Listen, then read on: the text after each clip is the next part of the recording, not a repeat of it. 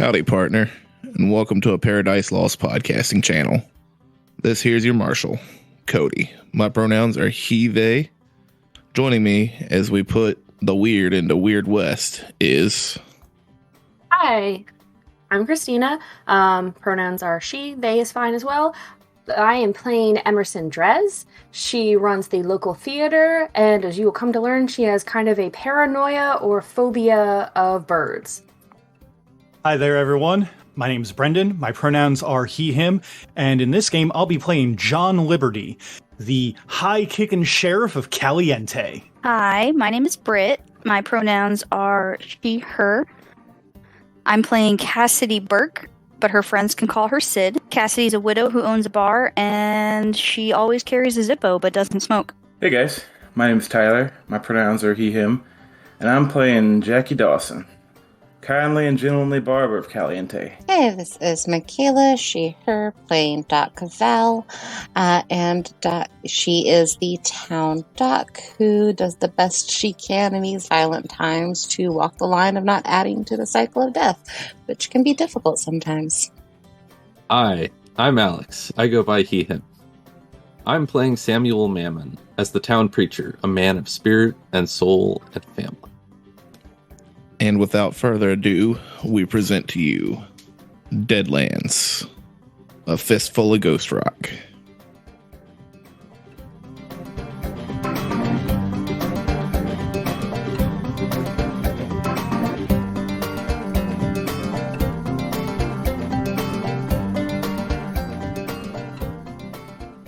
All right.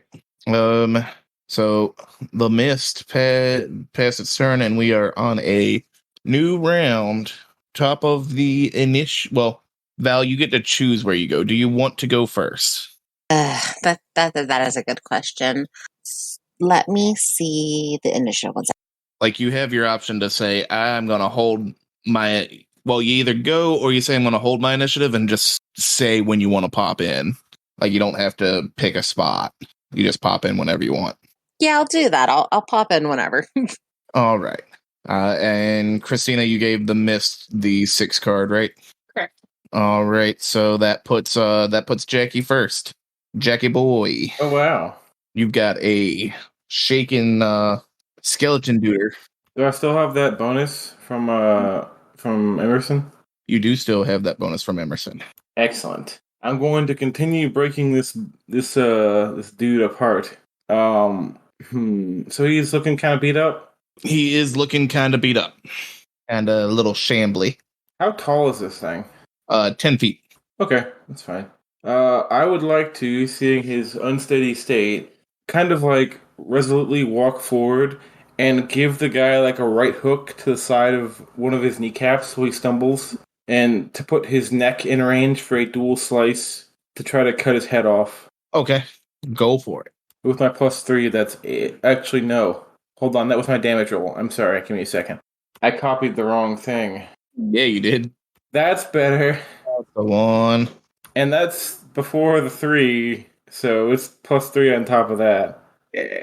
You're aiming to be... So 14 plus 3 is 17. I think it's still 2. 6. It is. All right.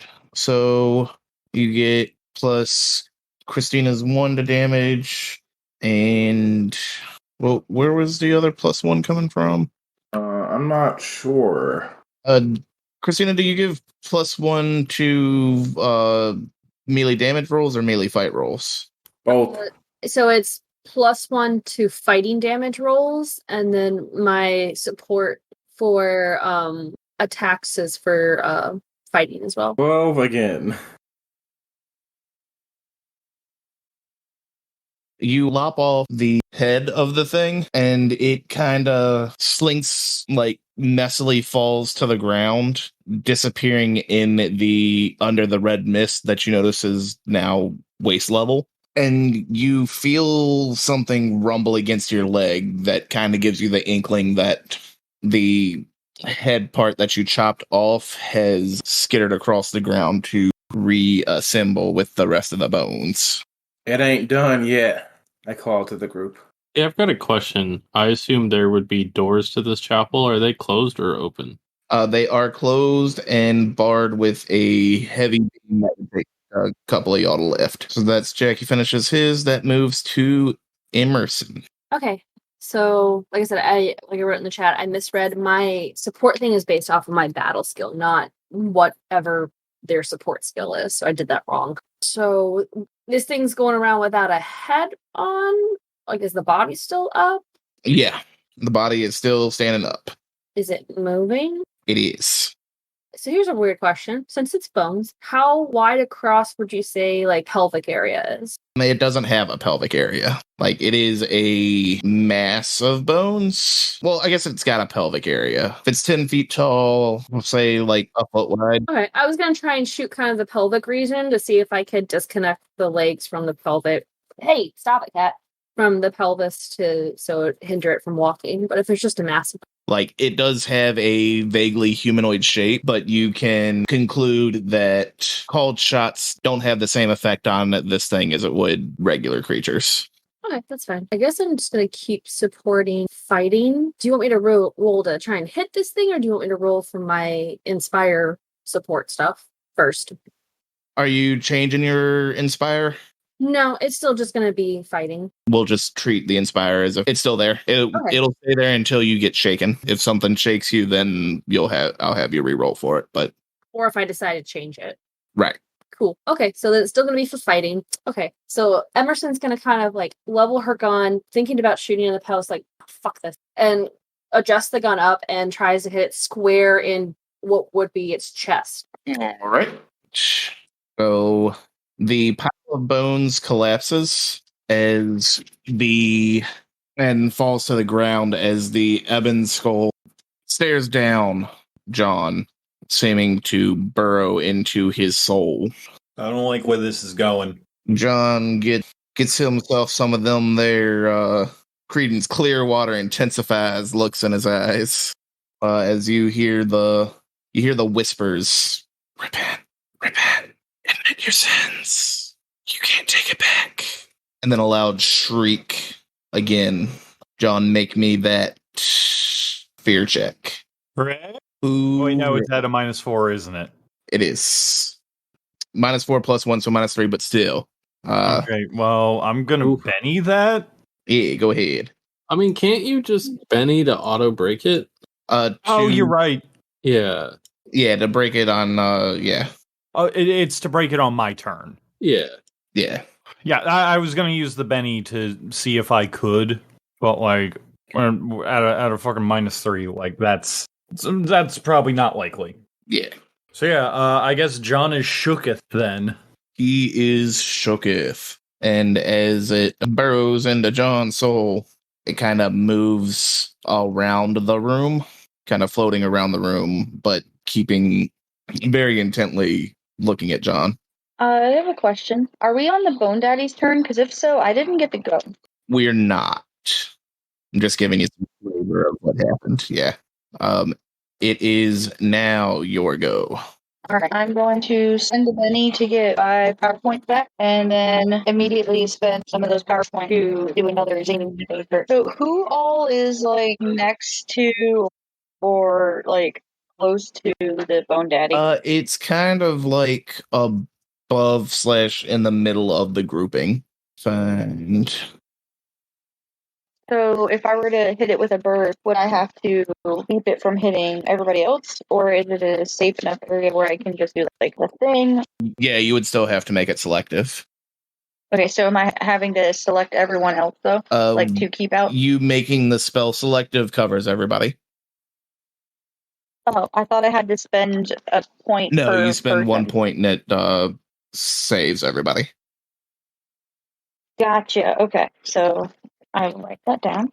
And I'm going to spend the extra 2 points to make it better if I hit. I won't spend them yet, but if I hit. Let's see. Well, let's see if you hit. Or, yeah. So it goes off, and the skull, as the gout of flame reaches out, spewing, the floating skull dashes upward, and then disappears back downwards into the floorboards, dodging that attack. Stitch. This bitch This is bitch. gross. Bitch. Well, I guess that And ends my turn. as Sid says, this bitch, the Bone Daddy recollects his bones.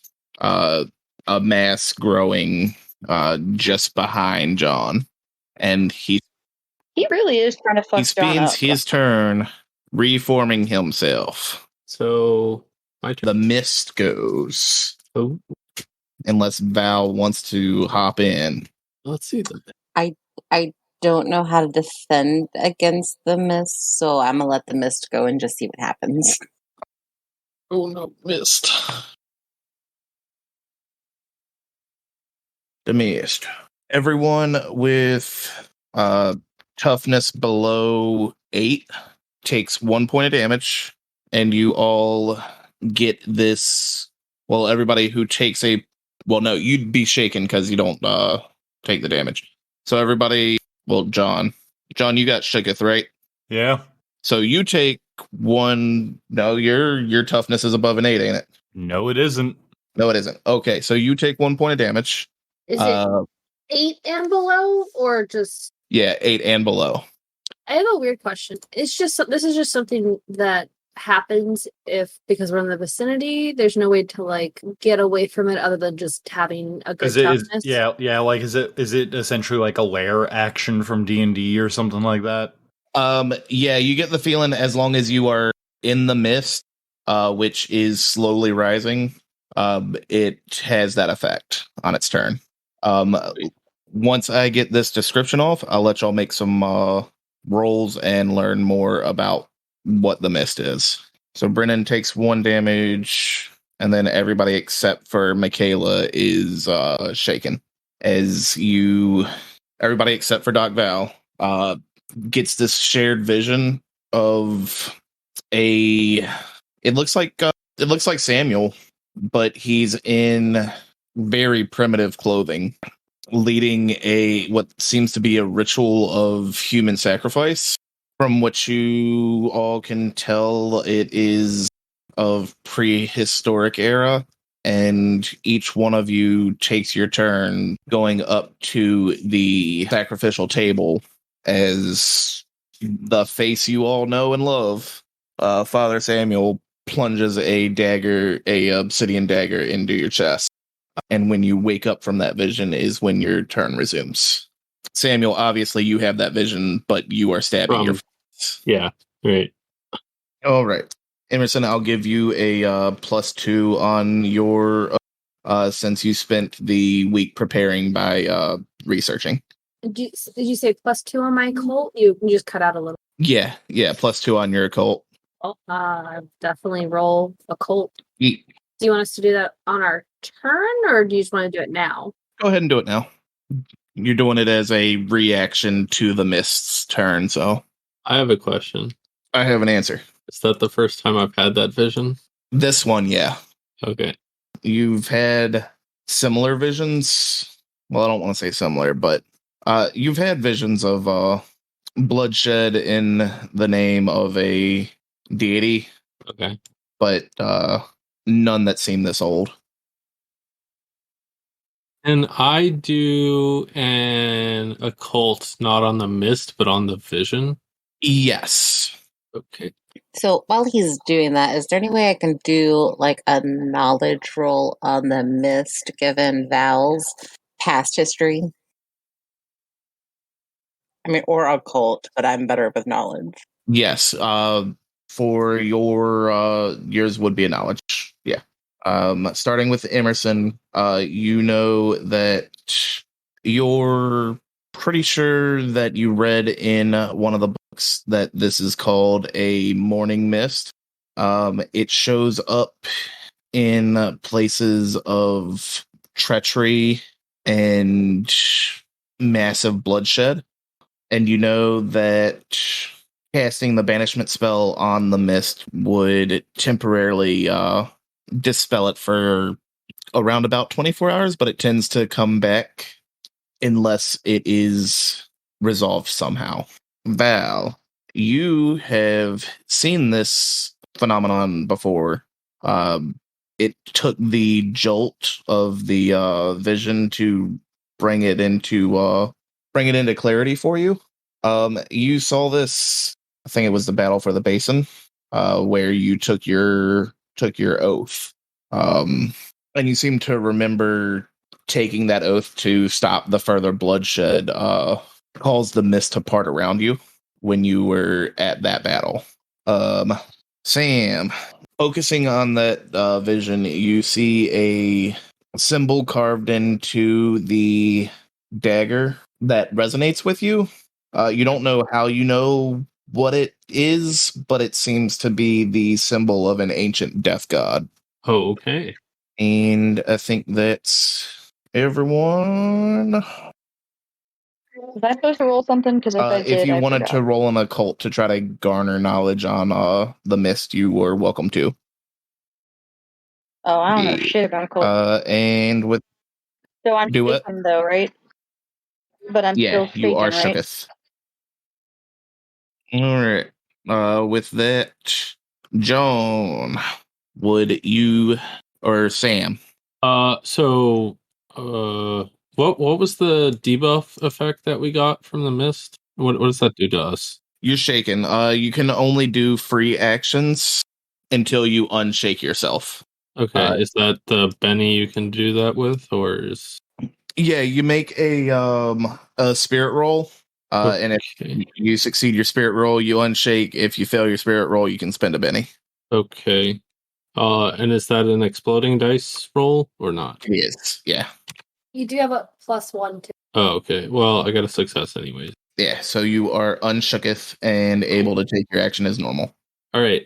So first thing I'm going to do is I'm going to yell, "John, the door!" And he's going to try and cast another spell, which is again going to require him to do the deal with the devil mechanic. So he's trying to cast telekinesis to start opening the door, the latch thing or whatever. So that will allow him to do it at range, but also as if he has a D10 strength, which is better than his innate like D4 or D6 or whatever. So he'll spend a Benny. You so you still draw 5 cards.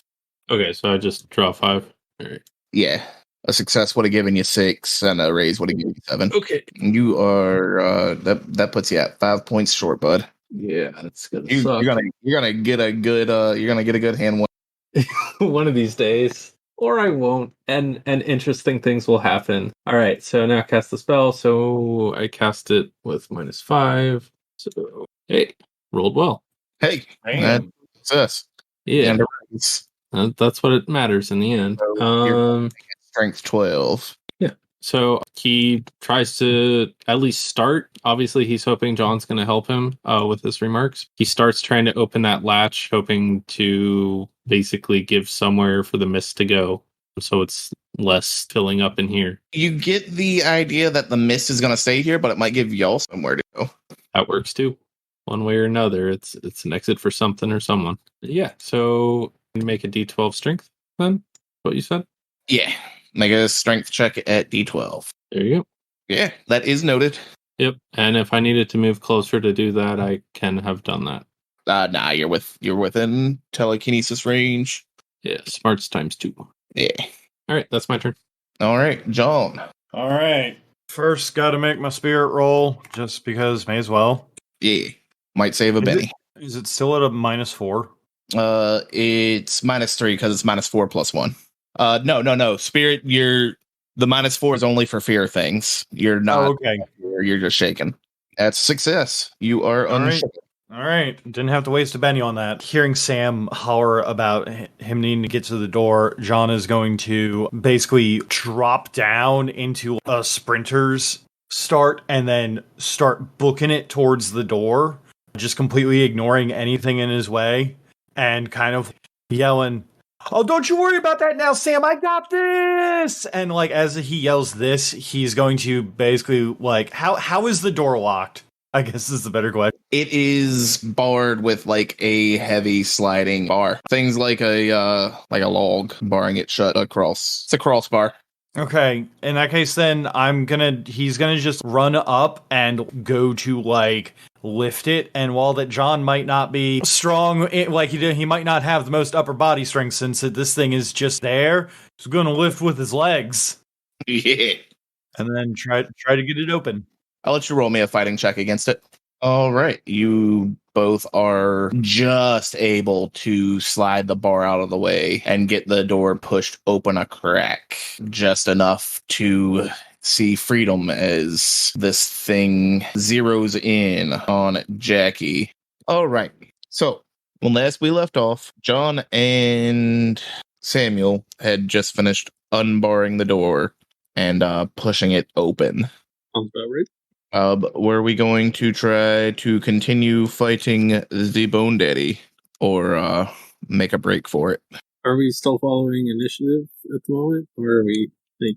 'Cause I think I just went. Well, that depends on if we're fighting Bone Daddy or running. I don't know. I guess the people that are fighting Bone Daddy should tell us that. I assumed all of us were kind of fighting it. I mean, yeah, and also you're kind of leading the charge here since we're here for your kids, so it's kind of also your call. Either way, I think we really need to get out of this fog, because this fog is fucking... I forgot there was a fog. I didn't, because it, like, made us all weird. Yeah, the fog is why I was going for the door. I'm very It wasn't cool with really not about not fighting the thing. It was about not getting consumed in the mist. Morning mist. And I wrote it as morning, like morning of death. So if it's supposed to be morning as like wake up in the morning, let me know. Well, I think you're right. You wrote it right. All right. So if we're looking to escape the mist, you've got two options. As you open the door, you see the mist does begin to kind of roll out those of you that are by the door, which would be John. But yeah, the door's open to the parvis out front. Like you can see the boundary of what would be the church property, and the mist kind of abruptly stops at the edge of it. So you can tell there's like two ways to get out of the mist. It's either up or out, pretty much. Remind me, what's like kind of the layout of the interior? I remember there was like stained glass windows, but there's kind of like above head height. Yeah, the interior, the building is set up very much Dark Souls-esque, where it's like, oh yes, this is a building, but it's built for giants. Ah, I see. Okay. Does it seem like the mist is subsiding inside, like it's getting lower as it exits? It does at first, but it does reach like a critical mass. It stays at knee height after it does its little flowy out thing. Okay. Where does the mist appear to be coming from? Is it just all around, or is it from the fucking monster everyone else has been fighting? It is very much all around. Exists right here, everywhere. They are two separate problems that happen to exist at the same time. Yeah. Which is lame. So I guess that in this case, now that we have reestablished the scene going on, with the door open, John's gonna look over to Samuel and be like, "All right then, Samuel, you do your praise God thing. I'm gonna go kick this thing's ass." And then, when it's my turn, John's gonna re-enter the fray. So it kind of sounds like we're continuing the fight, I guess, is the ultimate answer. Yeah. If I recall, Cody said that this thing was almost down, and I would rather take it down than like have it come back for revenge, like when they were even worse off. Oh, it's like it's at full health again, bud. Yeah, he said it came back to full health afterwards because something happened, and then it was like, I'm gonna go again. Oh. I say we get the fuck out of the mist. Time to leave. Yeah, I think that is a good idea. It may follow us. I don't think anyone has vocalized, but I assume player-wise everyone remembers we had visions. Remembers positions? I know, it's close enough to shoot it with my shotgun. Visions from the mist. Oh. Yes, I remember now. Yes. It doesn't remember anybody. Darn. All right. Yeah. No, in that case, if that thing looks brand new and ready to fight like a new card, no, I'm getting the fuck out of here. It do look brand new. All right, Chase me, you little Samuel fuck. steps through the door. Door's open. Get out. Can I get a athletics roll from everybody? Also, Last time I had to do this to get out of a room, I almost died. You were fine. Cody, I'm using a Benny. Poor Brendan. A 3 highest on a dice, 12 lowest roll. is reasonable. Things happen. Much better. Got a raise. Oh, I mean, wait, and at shit. least I should one be at version. since I actually took damage, that would put me at a -1, right? Yeah, but that's still a success with a raise. Right, but I'll just have to remember that going forward. All right. It looks like everybody except for Val makes it out A-okay.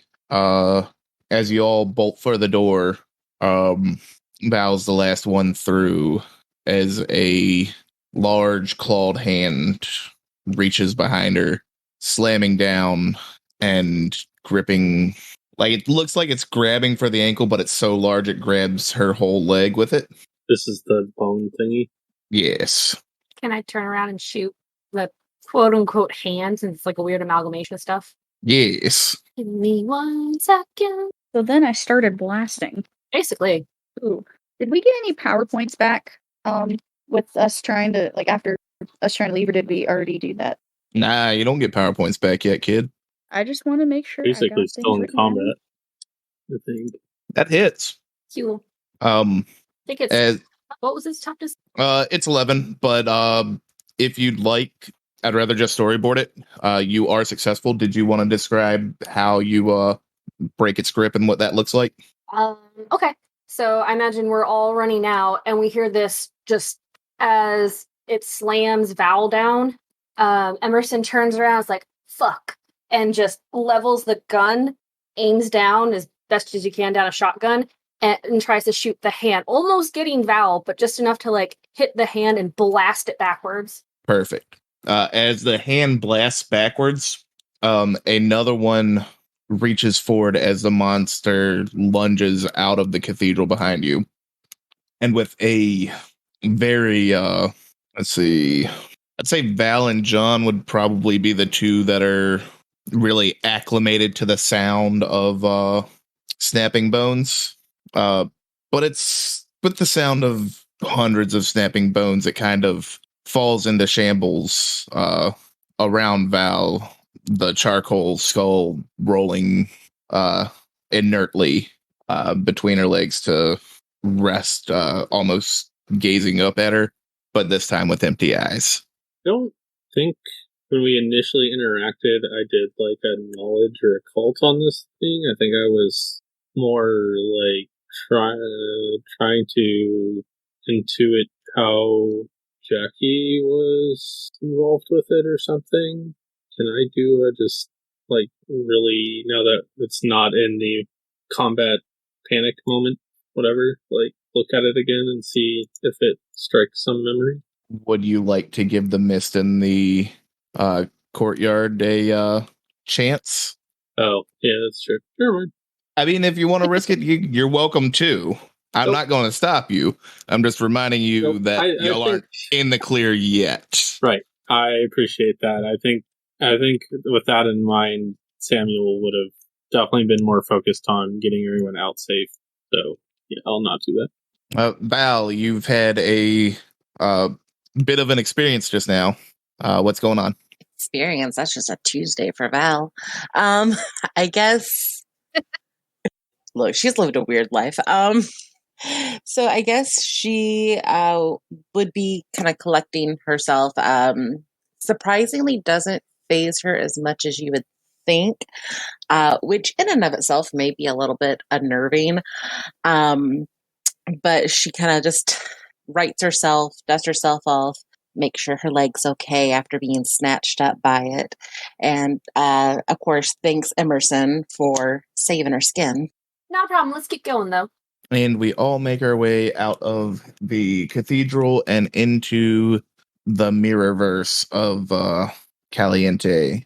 As y'all get out of the parish proper, things calm down a little bit. They look a little more like you're used to, but a shaded version. Does the cathedral seem as big on the outside as it did on the inside? Or parish? Yes. Interesting. It's maybe not as gigantic on the outside, but it definitely seems bigger than its overworld equivalent. I see. And the rest of the buildings, do they kind of match this? sort of? They aren't larger than any larger than normal. They're actually a little smaller, more run down than you see in the overworld. You'll make it to the sheriff's office and give yourselves a little time to recollect. Now that we're out, if you would like to make a knowledge roll on what Bone Daddy was, you're welcome to. Okay. Or I guess occult rolls. Alright, I'll do 6. You know that from what you've been able to study, the skull is kind of like the nerve center for the bone mech, if that makes sense. Okay. And you know that if that's destroyed, the rest of it just falls apart. You don't know what causes it or necessarily why it was in the church.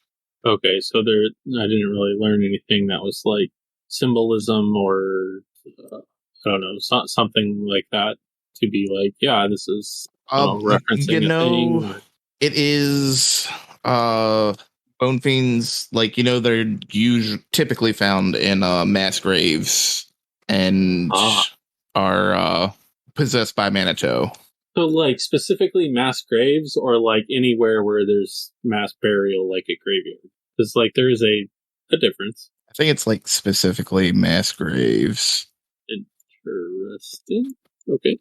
Or charnel pits, which are basically mass graves, but with nicer names. Yeah. But yeah, basically, they come from a lot of dead bodies. Okay. So, basically, I wouldn't think this was related to the church having a graveyard. Correct. Okay. You can what's the word? Deduct that this is not from there just being a graveyard there. Okay, that's what I was trying to figure out. Cool. Thank you. Yes, the skull is in center of mass of the bone daddy. All right.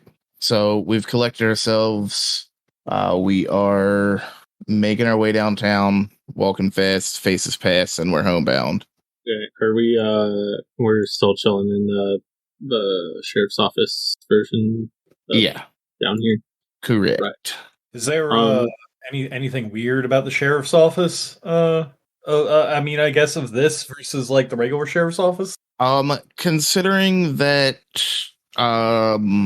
John has actually done a good job at keeping death and chaos away from his sheriff's office, oddly enough. You came in and you stopped hangings. The office is actually pretty close to what you would imagine, pretty close to what it looks like on the other side. Oh, rad. I've done a good job somehow by accident. Oh, is this going to be we're going to be here for a little bit to kind of rest and recuperate? It's in what y'all want. I just wanted to give you a quick save point, rest at your bonfire, if you will. Okay. Well, I think Samuel, once he's kind of calmed down and the adrenaline has dropped off a little bit, and he's no longer so focused on the immediacy of what happened and why it happened and stuff. He's actually gonna kind of put his face in his hands at sitting down somewhere in here and just kind of fall apart a little. Emerson's gonna kind of reload her shotgun, make sure she's got all her stuff on her and everything's prepped and ready to fight more crazy stuff out there, and just keep an eye out the sheriff's office. Say, Samuel will fall apart a little. Is that what you said? Yeah, he's gets a little emotionally overwhelmed, sort of thing. Not sobbing, crying, but kind of just everything he loves is now missing in literal hell. Yeah.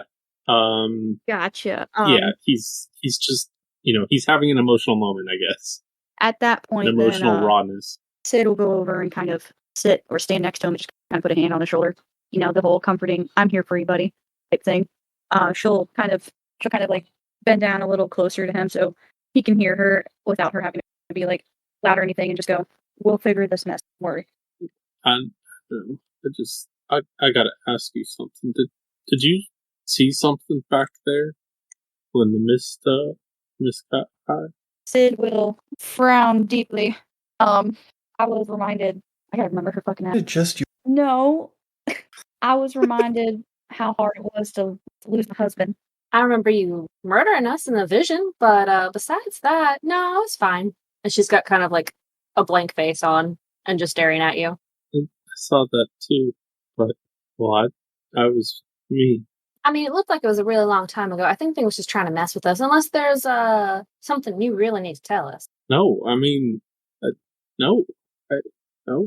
Forget Cody. Did you tell me that he's had these visions before?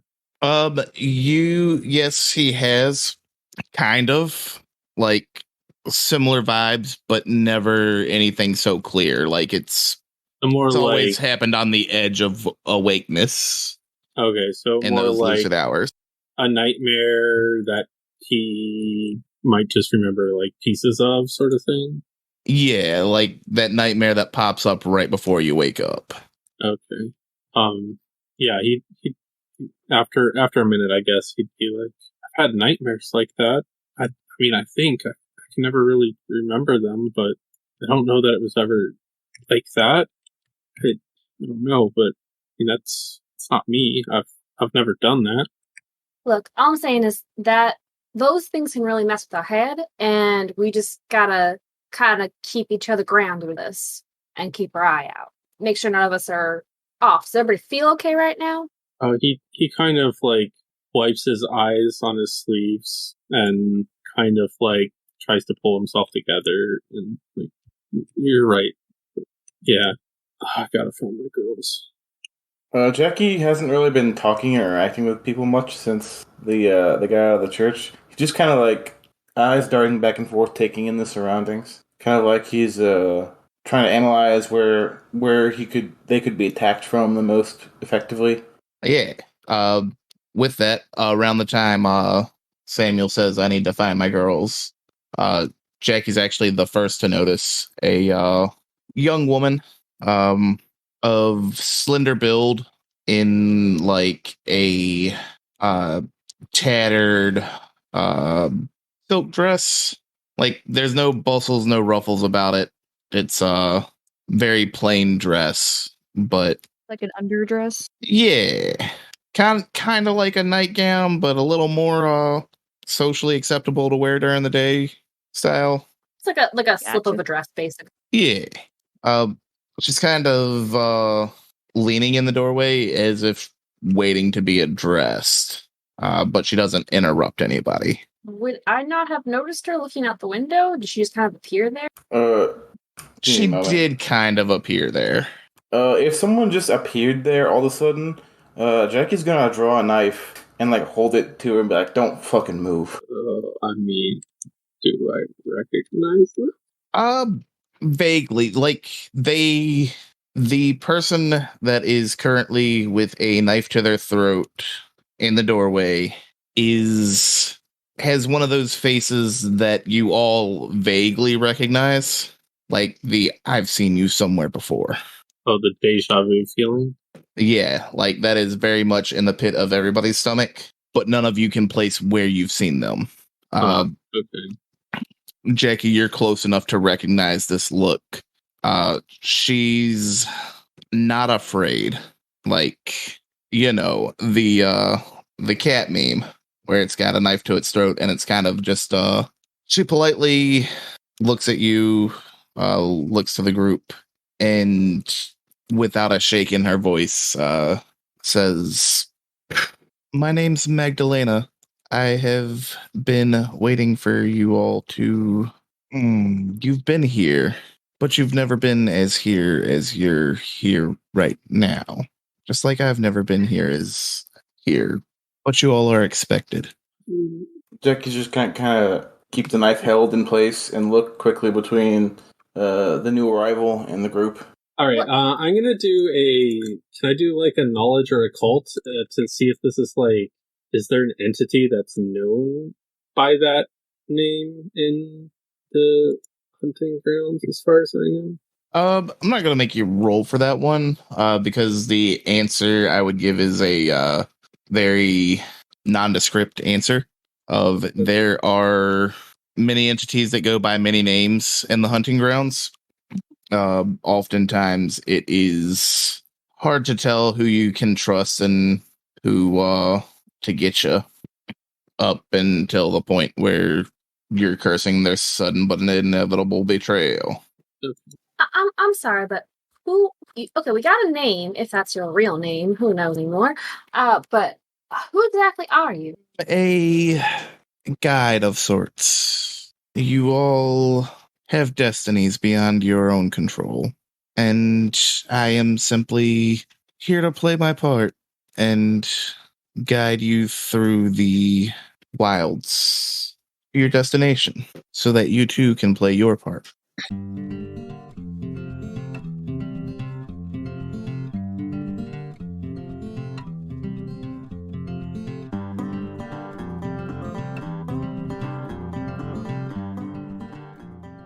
Thank you for taking the time to enjoy our show.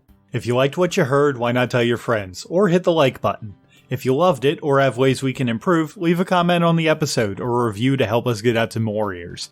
I'm always looking for feedback to improve the show. Speaking of feedback, you could also send that to apairofdicelost on Twitter, or apairofdicelost@gmail.com. The theme music for this game is Born Barnstormers by Brian Boyko, used under a Creative Commons license. And finally, for making it this far, why don't you go ahead and refill all your bennies for the week.